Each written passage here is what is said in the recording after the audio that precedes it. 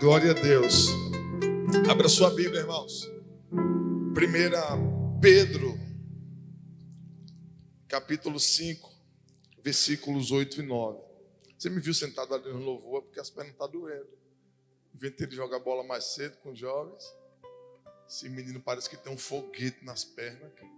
Só Jesus na causa, meu irmão. Eu corro de um lado para o outro, já chego lá mandando alguém entrar. Entra outra.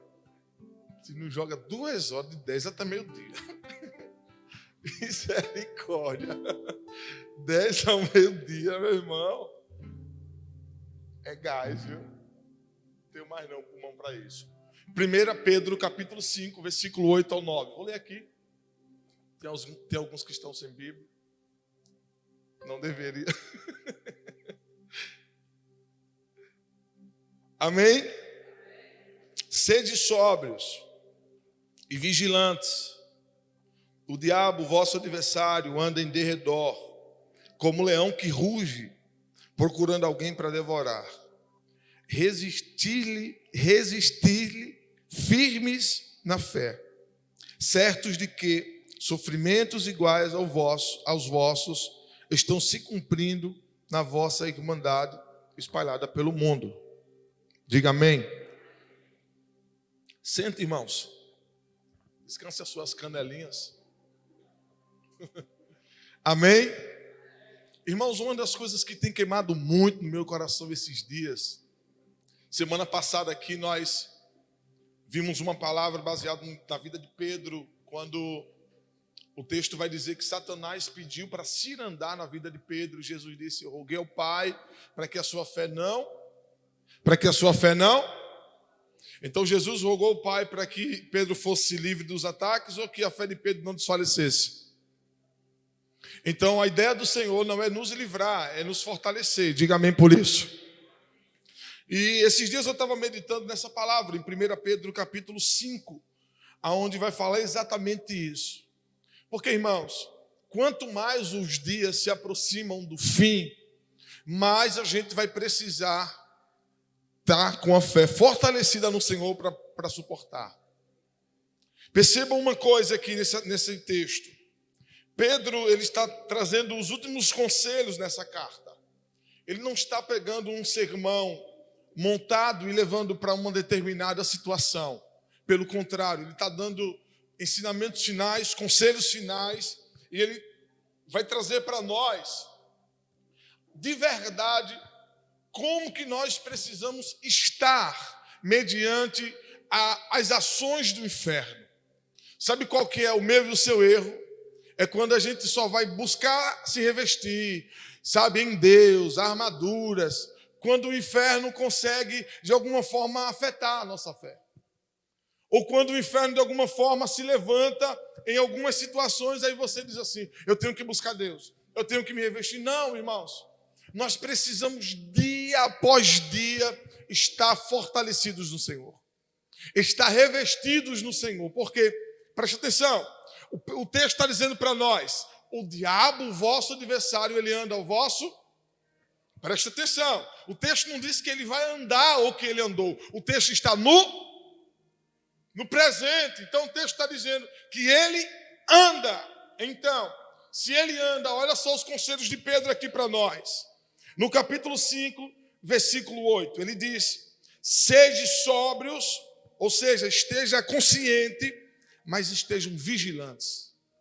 Se você for observar o que Jesus falou no capítulo 26 de Mateus, capítulo 26, versículo 41, ele disse assim: vigiem e orem para que não caiam em tentação.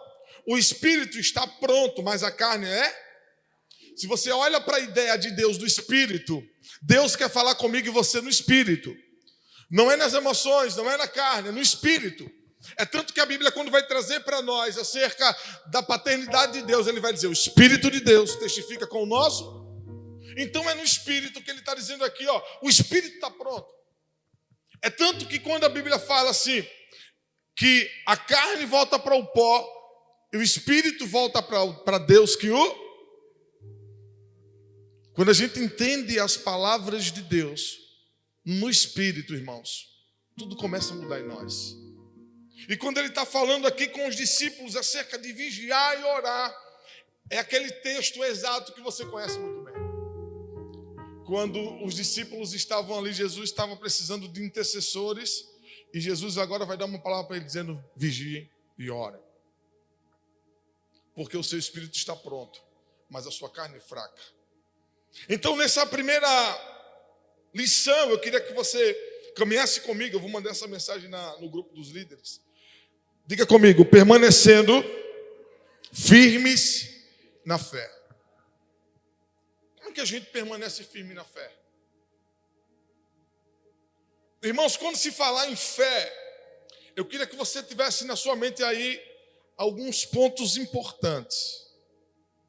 Existe o dom da fé, que está lá escrito, mas existe a fé salvífica, aquela fé que você creu em Jesus quando você ouviu a palavra.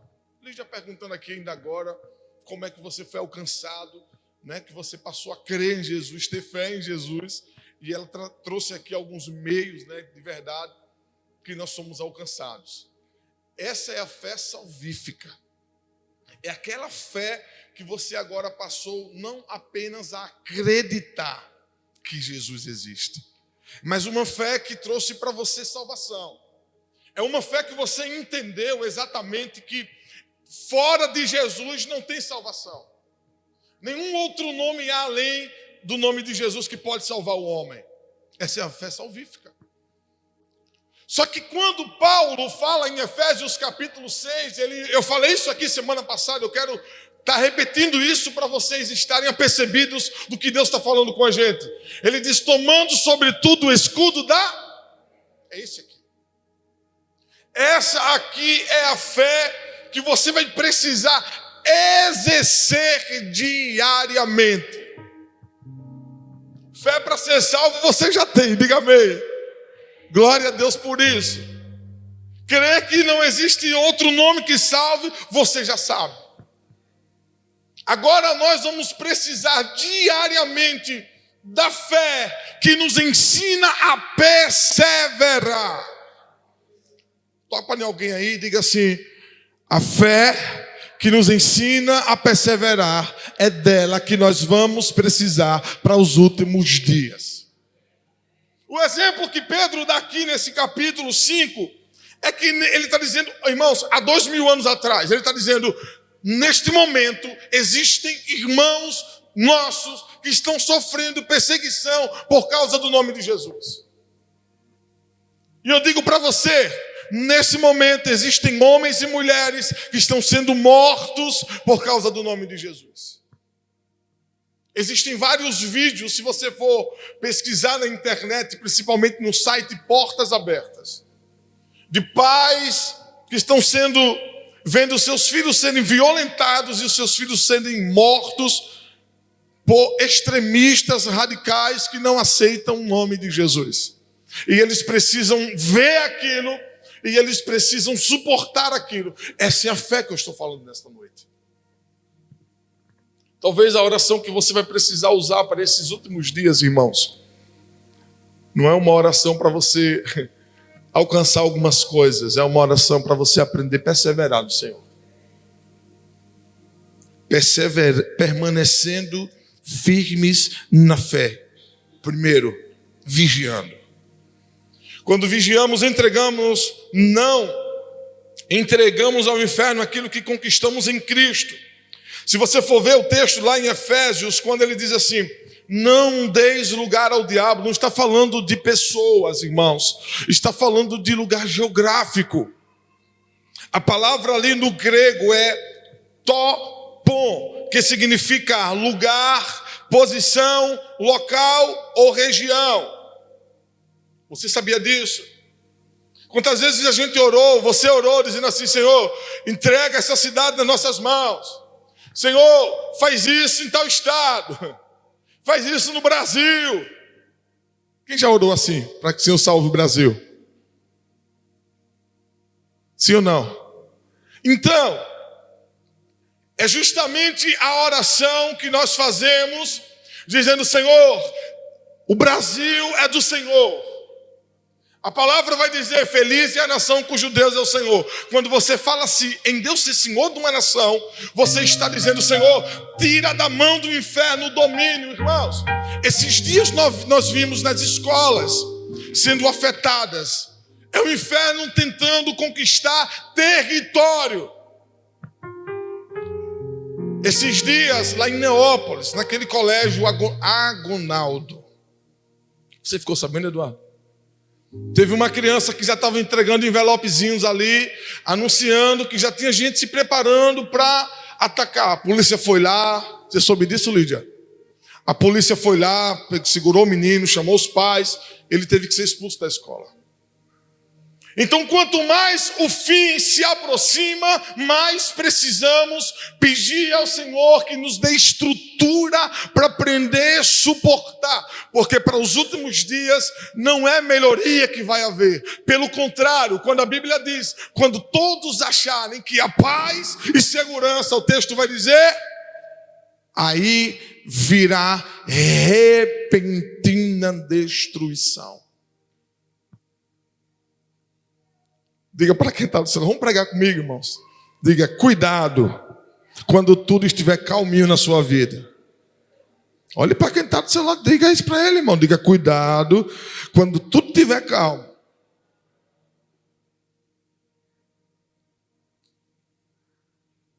Só tem um jeito de o inferno ser incomodado. Quando homens e mulheres de Deus decidem se levantar. Porque por mais que... Deixa eu virar para mim aqui que eu estou falando muito alto. Está alto aí, irmãos? Tá? Tá vendo? Deixa eu virar essa aqui. Quando você vira assim é por isso. Vou dar aqui um exemplo para você. Você está calminho no seu lugarzinho lá. Você é aquele... nem é, como é que diz a palavra? Nem é carne e nem é peixe. Ora quando dá, busca quando dá, se envolve quando dá. E tal, está tudo tranquilo. Agora comece a ter uma vida de oração. Comece a ter uma vida de mergulhar em Deus nas Escrituras Sagradas. Comece a praticar o jejum. É uma coisa natural que você vai ter na sua vida. O inferno vai se levantar contra você. E daí nós não podemos ter medo. Porque você... tem gente que diz assim, mas pastor, está acontecendo tanta coisa na minha vida. Irmãos, a gente não pode mais orar dizendo, Senhor, livra. Não, Senhor, fortaleça. Porque faz parte de todo um projeto de Deus na sua vida.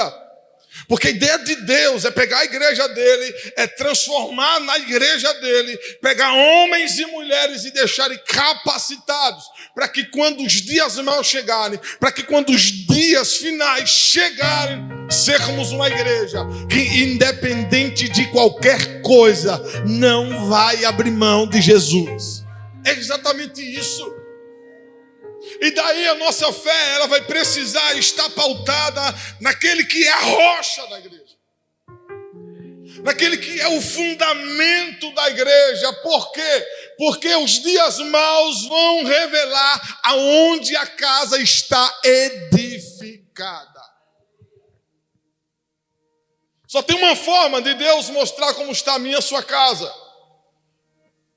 No dia dos rios, dos ventos, quando as águas baterem com grande ímpeto, aí a nossa casa vai ser revelada, se ela está de verdade edificada sobre a rocha, ou se ela foi construída sobre a areia.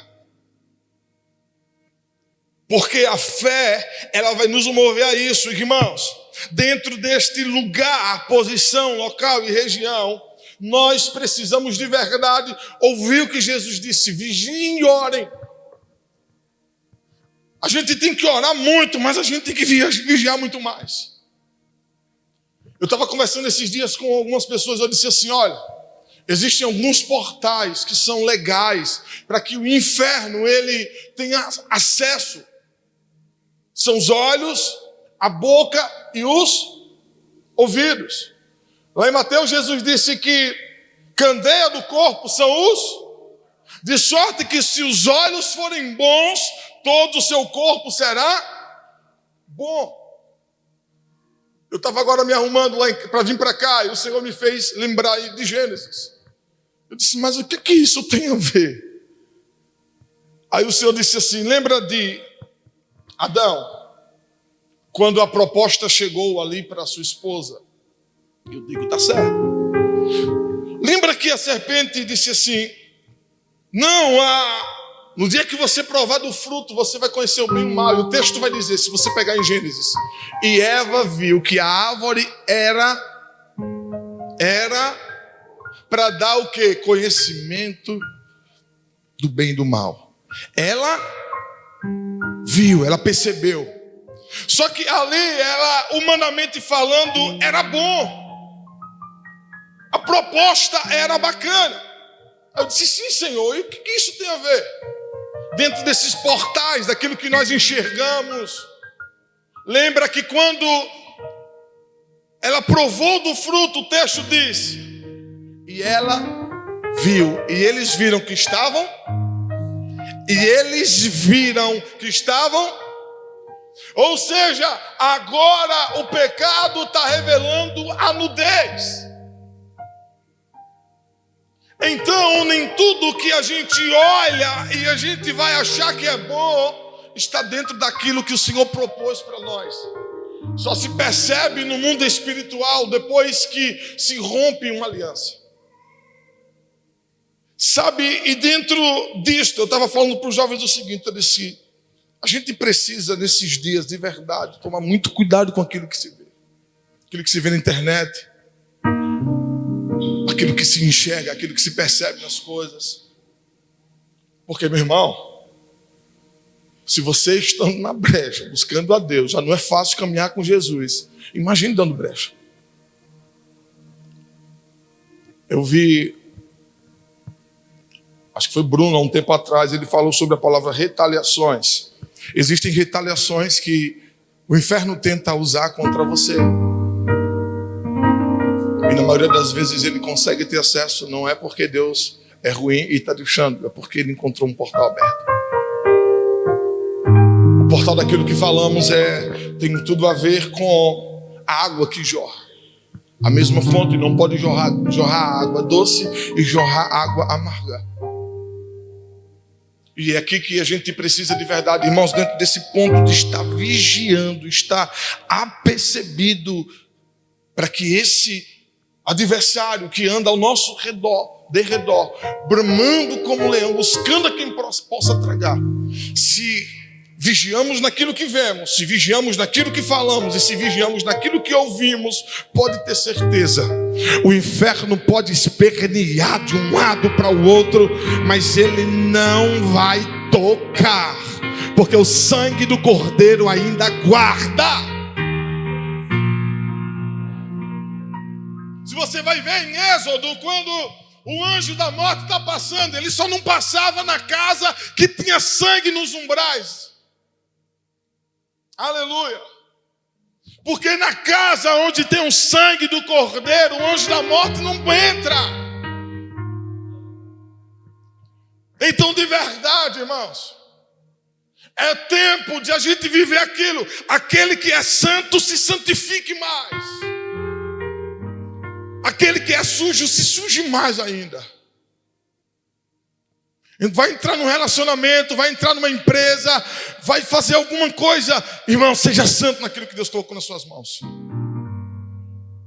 Hoje estamos vendo um tempo onde o que mais as pessoas falam é que tudo é normal.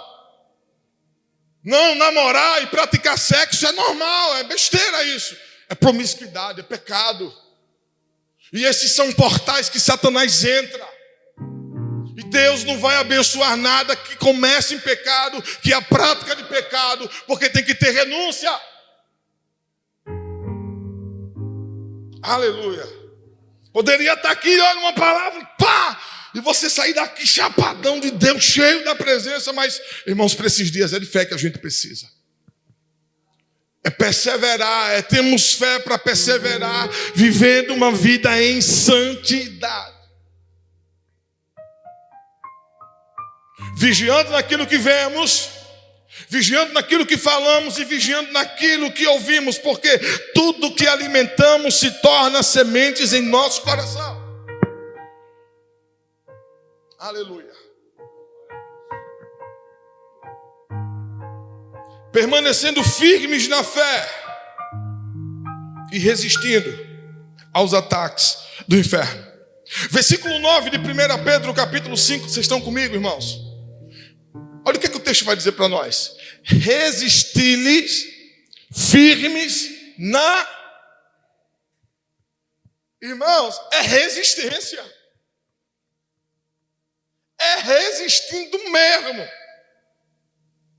O inferno vem com as propostas e você diz, não, eu não quero. Tiago 4,7, ele diz, portanto, submetam-se a Deus. Resistam ao diabo e ele fugirá de vocês, de vós. A gente fala muito sobre resistência e a gente acaba esquecendo sobre a submissão a Deus. Se submeter a Deus, irmãos, vai te levar para um lugar de resistência. Quando eu me submeto a Deus, não é mais eu quem vivo. Não sou mais eu quem me movo, não sou mais eu quem faço. É Cristo quem vive em mim. É Cristo quem manda, é Cristo quem é o Senhor. Isso é submissão. Tem horas que dá vontade de dizer, Senhor, olha, faça de outro jeito. Aí o Senhor vai dizer, não, é a minha vontade, não a sua. Só que quando você vive a vontade do Senhor, a boa, agradável e perfeita vontade de Deus é estabelecida na minha e na sua vida. Só tem um jeito do inferno fugir diante de você. Mas ele está ao redor, ele andando, ele está observando, ele está tentando pegar em você brechas. Mas quando você está, meu irmão, diante do Senhor, sabe, rendido. Quando você está diante do Senhor dizendo, Senhor, é a sua vida, é a sua vontade, é o seu propósito, é o que o Senhor quer, não o que eu quero.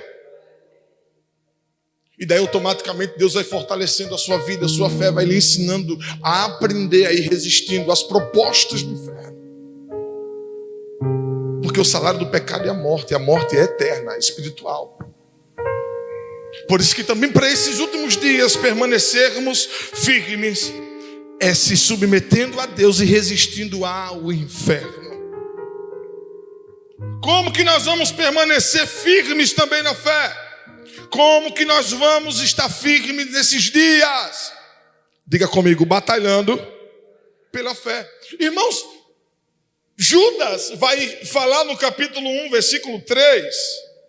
Não, coloca ali para mim não procurar aqui, para a gente ganhar tempo. Judas 1, 3, só tem um capítulo, né? Esse Judas aqui não é o que traiu Jesus, não. Esse Judas aqui é o irmão do Senhor Jesus.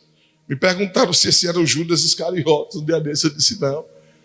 Amados, quando empregava toda a diligência em escrever-vos acerca da nossa comum salvação, foi que me senti obrigado a corresponder convosco.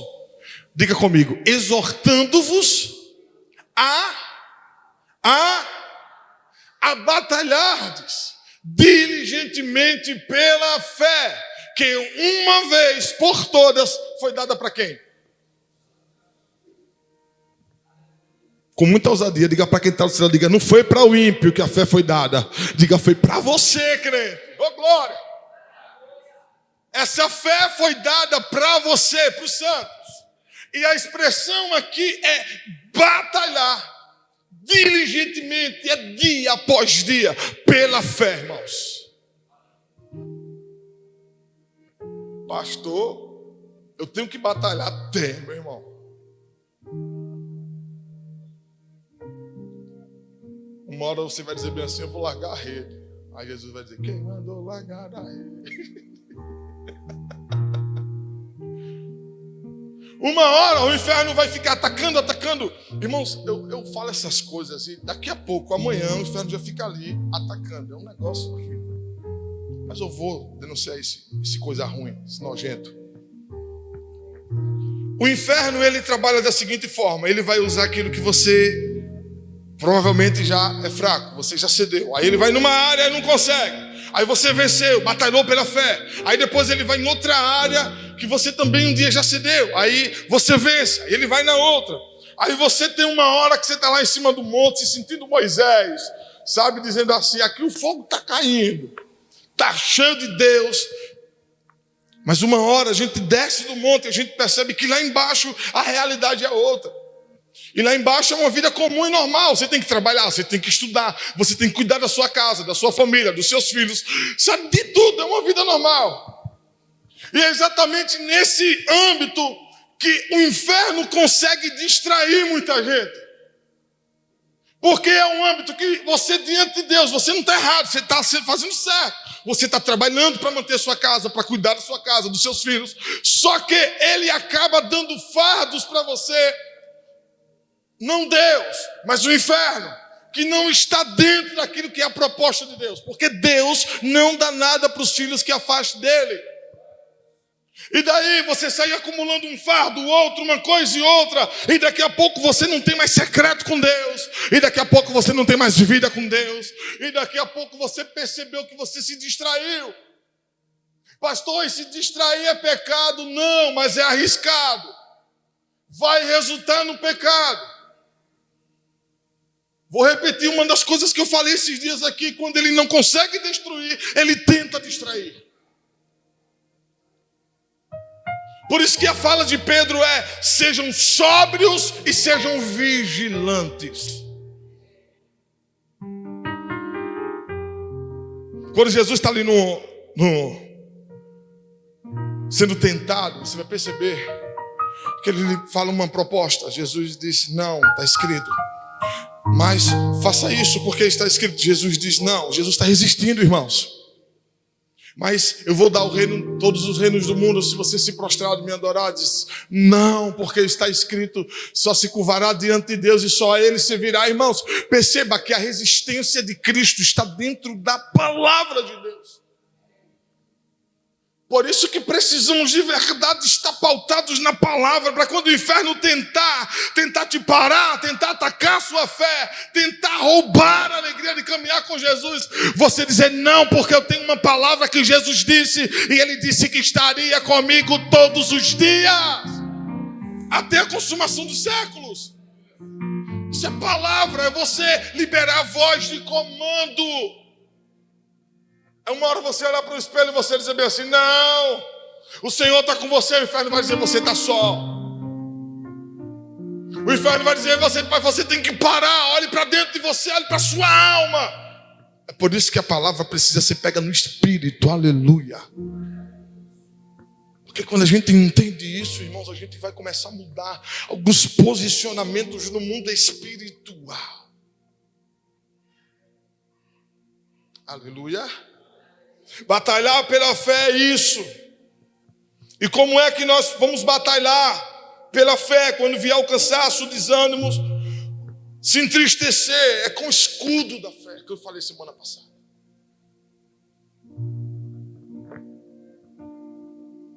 Se na primeira investida você para, se nos ataques da vida, nos embates da vida, o inferno conseguiu enxergar que você baixou a guarda para parar na caminhada, os dardos que ele lança não são apenas mais setas pequenas, são dardos inflamados. Eu digo para você, a ideia do Senhor é ensinar você a lutar com as armaduras de Deus. A ideia de Deus é que você aprenda a resistir os ataques. A ideia de Deus, irmãos, é porque normalmente o ser humano, ele quando não se tem uma vida com Deus, quando não se tem experiências na caminhada com Deus, normalmente se coloca a confiança, se coloca as responsabilidades que são nossas, são dos sacerdotes reais, da geração eleita. A gente quer colocar na mão de alguém. E daqui a gente vive pedindo oração para alguém: ore por mim, faça isso, faça aquilo. E o Senhor está dizendo: não, eu quero que você aprenda a lutar as suas batalhas. Quantos estão entendendo isso? Imagine se você está diante de uma guerra e aí tem Thomas aqui. Thomas está com a harpa. Aí a gente diz bem assim: Thomas, vou botar você na frente da batalha. Você vai pegar a sua harpa, o seu teclado aí, e você vai ficar tocando, irmãos. O que é que eu estou fazendo com Thomas? O cara vai vir lá com escudo, com espada, com lança, com tudo. Claro que na Bíblia a adoração vence. Mas as armas de quem vai à frente são armas em Deus. Que se a gente souber usá-las, irmãos, você se torna uma potência nas mãos do Senhor. E essa é a vontade de Deus. Que a sua igreja se transforme em um poderoso exército. Para quê? Para que todas as vezes que o inferno tentar atacar, tentar reagir, somos uma igreja que ainda estamos de joelhos clamando a um Deus que ainda está de pé no trono. Aleluia. Fortalecidos no Senhor. Efésios 6:10, ele diz: finalmente, fortaleçam-se no Senhor e no seu forte poder. Porque se a gente olha para as nossas limitações humanas, falta força muitas das vezes na caminhada. E não adianta nem eu perguntar, quantos aqui, meu irmão? Que pergunta, todo mundo passa por isso. Todo mundo um dia já ficou cansado na caminhada. Todo mundo um dia já ficou ali dizendo: Senhor, eu cheguei até aqui, não sei como não, é o Senhor que está aqui comigo. Isso é uma coisa normal. E se você percebe que isso é uma coisa normal na vida e na caminhada com o Senhor, por que nós não nos entregamos mais em um lugar de dependência em Deus? Por que a gente não entra nesse lugar em Deus e a gente diz bem assim: Senhor, eu preciso que o Senhor me ensine a usar as armas certas. Porque qual que é do inferno? A do inferno é que você use armas físicas, terrenas. Isso nada resolve, porque a justiça do homem não opera a justiça de Deus. E aqui Paulo está ensinando para nós que é na força do poder de Deus. Sabe por quê? Porque Isaías 40:31 vai dizer: é Ele quem dá força a alcançar.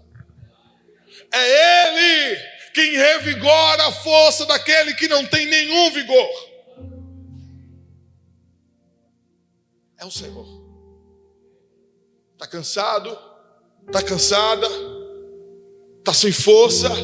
Ele dá força. Ele é a força exata que a igreja precisa. Como permanecer firme na fé, revestidos de toda a armadura. 6:11 de Efésios. Vistam toda a armadura de Deus para poderem ficar firmes contra as ciladas do diabo.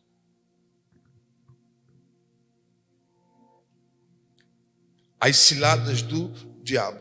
Precisamos estar revestidos de toda a armadura de Deus. Irmãos, preste atenção. Ele não está dizendo de uma parte da armadura, tem que ser toda a armadura. É o capacete, é a couraça da justiça, é a espada do Espírito, é o escudo da fé, é os pés calçados com a preparação do Evangelho. É exatamente isso que nós precisamos ter diariamente com o Senhor. Repito, porque o nosso adversário anda ao nosso derredor. Mas eu louvo a Deus porque existem os anjos do Senhor para nos guardar. Irmãos, eu estava lembrando esses dias que 2008, ou foi 2008 eu acho, no dia que eu sofri um acidente de moto, irmãos, eu caí daqui para o Júnior Vasco ali. Foi coisa de cinema de Hollywood. De bater aqui e voar até lá, numa pista, 3 da tarde.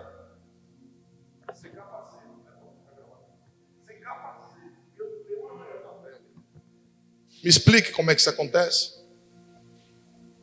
Me diga aí. Como é que você voa daqui para lá, irmãos? Em frente ao cemitério, diga misericórdia. Em frente ao cemitério. Bem em frente à casa de Huguinho, onde o Huguinho mora ali. Quem já foi na casa de Huguinho ali? Bem ali, meu irmão. Caí bem em frente ao cemitério. Sem capacete, nem nada. Voei numa pista asfalto. E não tive um arranhãozinho para dizer assim. Por quê? Porque os anjos do Senhor ainda estão acampados para guardar aqueles que livram e temem a Deus. Então é a gente olhar e entender que existe um Deus sabe que tem o domínio, o governo e o controle nas mãos, que me guarda e te guarda, que todas as vezes que o inferno tentar matar, ele não consegue, porque estamos guardados na palma das mãos do Senhor. Você é de Deus e o maligno não lhe toca, pastor, mas já sofreu alguns danos na vida, é normal, mas matar não, porque Deus é contigo. E é exatamente dessa forma, estando revestidos. Eu vejo o apóstolo Paulo em Gálatas 6,17, ele dizer: olha, não quero que ninguém venha tirar minha paz não, ninguém venha me perturbar, pois eu trago em meu corpo as marcas de Jesus. Vou repetir algumas coisas para você entender que Deus está repetindo isso para nós, porque Deus está treinando a nossa fé. Porque os diplomas vai dizer aquilo que você conquistou, se formou, está formado. Mas são as marcas que vai mostrar que você venceu. Aí Paulo está dizendo: eu trago no meu corpo as marcas de Cristo. E quando a gente olhar para as marcas, a gente diz: ei, elas denunciam que um dia Cristo me guardou, Cristo me livrou e Ele poupou a minha vida. Amém? Duas coisas para a gente encerrar e a gente orar. No Getsemane, Jesus fez uma oração, e a oração de Jesus foi: Pai, se possível for, aparta de mim este. Ele mesmo respondeu o quê? Todavia, não seja como eu quero, mas como tu, seja feita a tua vontade. Irmãos, o próprio Jesus respondeu isso. Se você olha o apóstolo Paulo, quando ele está lá orando, ele está dizendo assim, em 2 Coríntios, ele diz assim: eu orei 3 vezes ao Senhor, para que ele tirasse da minha carne o quê? Aí o Senhor tirou o espinho da carne de Paulo. O que é que o Senhor disse para Paulo? A minha graça te basta, porque o meu poder se aperfeiçoa na fraqueza. Olha o propósito disso aqui. Ele está dizendo, então, de bom ânimo agora, de boa vontade, eu vou me alegrar, vou me gloriar nas minhas fraquezas. Porque é nesse lugar que a gente vai olhar e vai dizer: Senhor, quanto mais parece que a gente está fraco, é o lugar onde o Senhor está dizendo: é aí que o meu poder se aperfeiçoa em você. Porque é um lugar de dependência. É um lugar que parece que o inferno está triunfando, está dizendo: acabou, matei. Aí o Senhor está dizendo: não, eu estou colocando dentro de uma aljava, porque eu estou te guardando. Aleluia. O poder de Deus é aperfeiçoado nas fraquezas. É quando você diz: Senhor, eu não posso, eu não tenho capacidade, Senhor, estou fraco, Senhor, estou me arrastando, não estou conseguindo. Ele está dizendo: é desse jeito mesmo. É desse jeito que o meu poder está sendo aperfeiçoado em você. Eu estou te aperfeiçoando. E é exatamente isso que Tiago falou no capítulo 1, irmãos. Olha o que Tiago disse aqui, versículos 2 ao 4. Fique de pé, irmãos. Pessoal do louvor pode subir aqui. Tiago 1, versículo 2 ao 4. Meus irmãos, tende por motivo de toda a alegria o passardes por várias provações, sabendo que a aprovação da vossa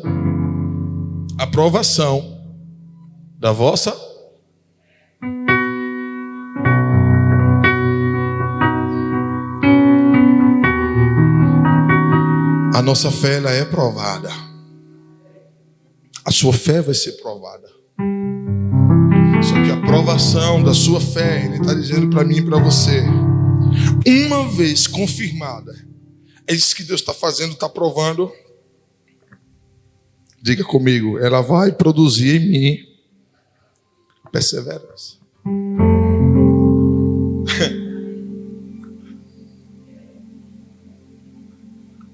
Um dos sinônimos de fé é perseverança.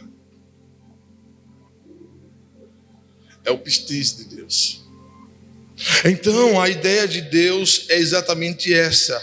É que a provação da nossa fé confirmada, ela vai produzir perseverança. Então, a fé que estamos fundamentados e que estamos perseverando em Deus, ela está gerando em nós perseverança. E a perseverança é exatamente o mecanismo que Deus está usando para fazer com que você, além de se submeter à vontade de Deus, você aprenda na perseverança a resistir às astutas ciladas do diabo. E aqui ele termina dizendo no versículo 4: ora, a perseverança deve ter ação. Ele não vai parar pela metade. Tem que ter ação completa. Aleluia. E ele diz: para que sejais, olha o propósito de Deus aqui, coisa linda, irmãos. Para que sejais perfeitos e íntegros, em nada deficientes. Aquilo que para nós é sinal de Deus nos abandonou, ou Deus não está se importando, Deus está dizendo: não, eu estou usando exatamente isso. E muitas das vezes queremos atribuir isso para o diabo. E o Senhor vai explicar lá na frente aqui, que quando vocês forem tentados, não diga que vocês são tentados de Deus. A palavra aqui não é tentação, a palavra aqui é provação. Aleluia. É por isso que Tiago, mais na frente, ele vai explicar exatamente isso. Existe uma diferença da provação para a tentação. Deus, quando prova, ele tem um propósito disso aqui. Quando ele vai provar a nossa, diga, fé. Para que depois da provação da fé, o resultado dela, o que vai gerar dela, é a perseverança. Exatamente isso, para que a gente não pare.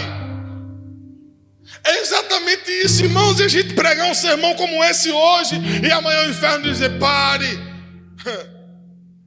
Amanhã o inferno dizer assim: não, é tudo diferente disso aí. Irmãos, a serpente é horrível.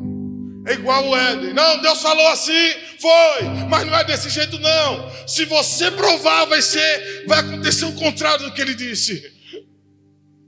É exatamente quando a gente precisa olhar com os olhos da fé, com os olhos espirituais, e dizer: eu sei em quem eu tenho crido.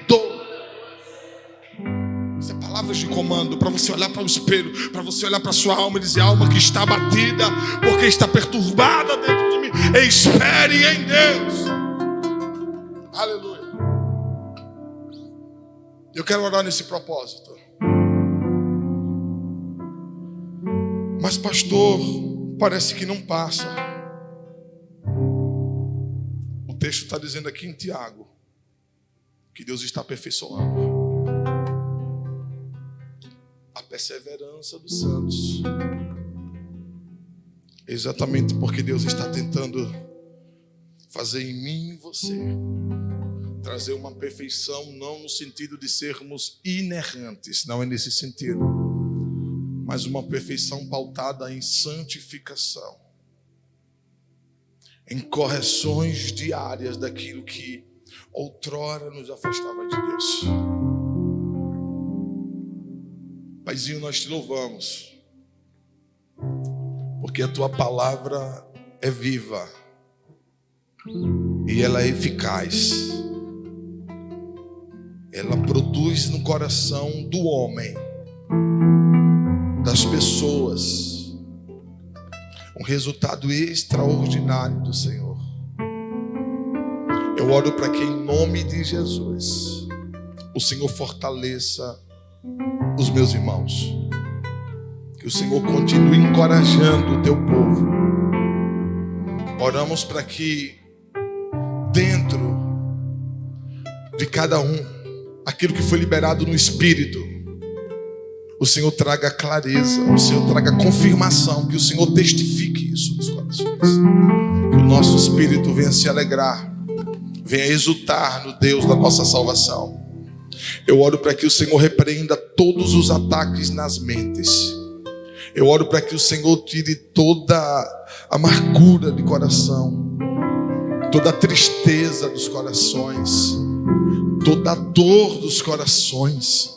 Que o Senhor traga renovo, porque é o Senhor quem continua ainda dando força ao cansado. É o Senhor ainda quem continua revigorando as forças daquele que não tem nenhum vigor. Eu oro para que continuemos olhando para o alto, olhando para os montes, porque é de lá que vem o nosso socorro. A confiança do seu povo está no Senhor. Nós sabemos em quem nós temos crido. Nós entendemos o real propósito da sua vontade para nós. Eu oro para que tudo que, ainda que as suas escrituras falem que serão sinais dos últimos tempos, tudo venha cooperar para o bem em nós. Em nome de Jesus, guarde a casa de cada um, guarde os filhos, Senhor. Eu creio, Senhor, que quando, assim como nos dias de Moisés, assim como nos dias de Cristo, todas as vezes que tentaram matar as crianças, as nossas crianças, era porque um libertador estava para nascer. E eu creio que essa vai ser uma geração de libertadores, Senhor. Eu oro para que nós, como pais, sejamos pais responsáveis, que venhamos dar direções aos filhos, que venhamos ser bons exemplos para os filhos em casa, que eles enxerguem em nós o Cristo que nós pregamos, para que os mesmos possam ter uma vida com o Senhor. Eu oro para que em nome de Jesus Cristo, altares das famílias sejam erguidos, Senhor. Que sejam altares erguidos nos lares. Pai, os nossos filhos, as crianças não têm culpa, Senhor, da irresponsabilidade dos pais. Eu oro para que em nome de Jesus o Senhor batize cada pai com temor no coração. Que haja um batismo de responsabilidade. Para que, Senhor, tenhamos filhos que serão uma geração forte no Senhor. Filhos que terão destinos. Filhos que sabem a sua origem, mas também que sabem o seu destino, Pai. Que o Senhor esteja convertendo o coração dos pais aos filhos e dos filhos aos pais. Que o Senhor esteja abençoando cada um. Que esta palavra, Senhor, nos encoraje. Que ela provoque em nós, meu Senhor, um desejo tão ardente no nosso coração, de sair daqui nesta noite com o coração queimando para estar no secreto, com o coração queimando a dizer: Senhor, me ensina a usar as armas certas, para que eu venha permanecer firme no Senhor. Assim eu te louvo, Senhor, porque até aqui nos ajudou o Senhor. O Senhor é o motivo da nossa alegria. Seja agradecido, Paizinho, nesta noite. Em meio aos louvores, a sua igreja te adora. Amém. Vamos louvar o Senhor.